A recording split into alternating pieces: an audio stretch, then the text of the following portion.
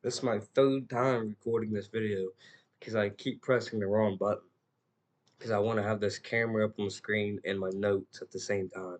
And I keep pressing minimize instead of the windows. I figured it out, right? So I was watching this video by Nick Jones. He was reacting to a video of this man of God going around in Texas preaching the gospel, preaching God's word.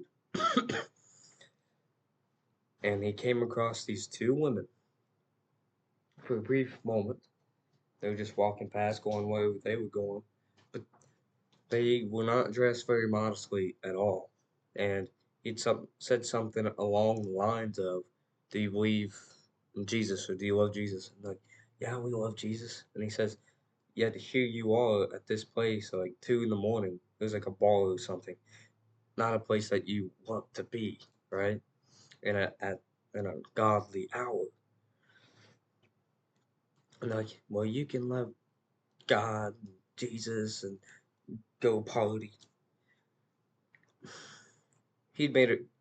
This guy had made a very good point that we give God our Sunday. We show up to church. We give him that little bit of time on Sunday, but we do not give him Monday through Saturday.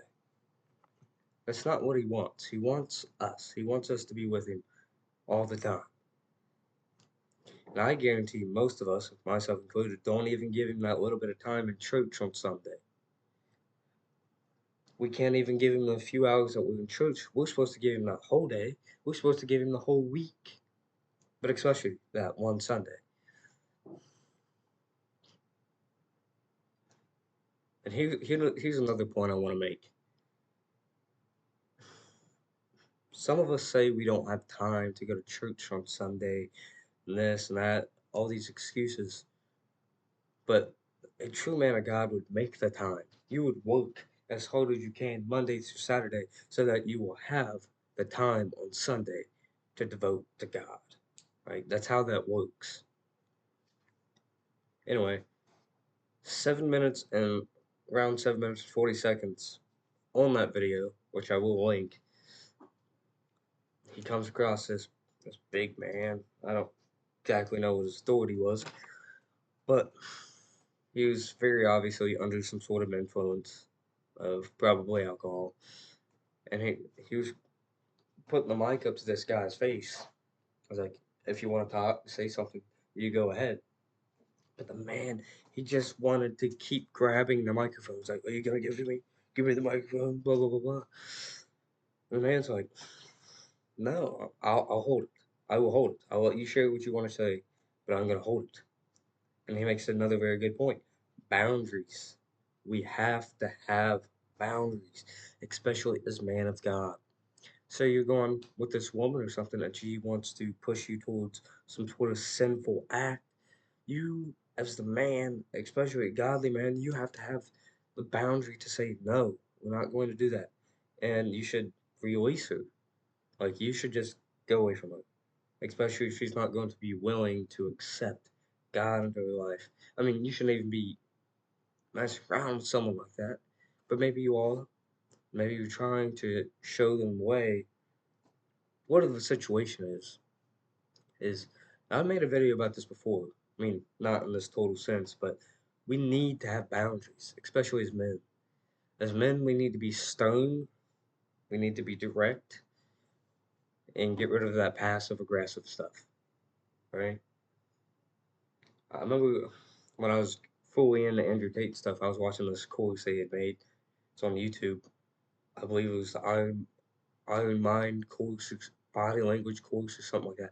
He's like, as a man, you shouldn't be passive aggressive. Don't make empty threats. So he was at a bar or something, drinking, and there was a man across from him, and he was blabbing off, and Tate had said, "Shut up, or I will do some sort of bodily harm." Right? And he's like, "That's a threat," but most people, most men, just shut up. Like there is no, there's no consequence that if you don't. That is passive aggressiveness. And Jesus was not passive aggressive. He was very direct in what he wanted. He wanted no confusion because God is not confusion. He wants clear and direct. That the devil was the father of lies and confusion. That is his job. God is very clear, right? I mean, sometimes we may not understand what he's trying to say, the message, but eventually it all comes to light in the sense. But with the devil, it just, it's all jumbled, messed up, and you have to be able to discern that. You have to be able to discern it. I've really scrambled a lot in this video, haven't I? Anyway, this is episode 9, I believe, of Following Jesus.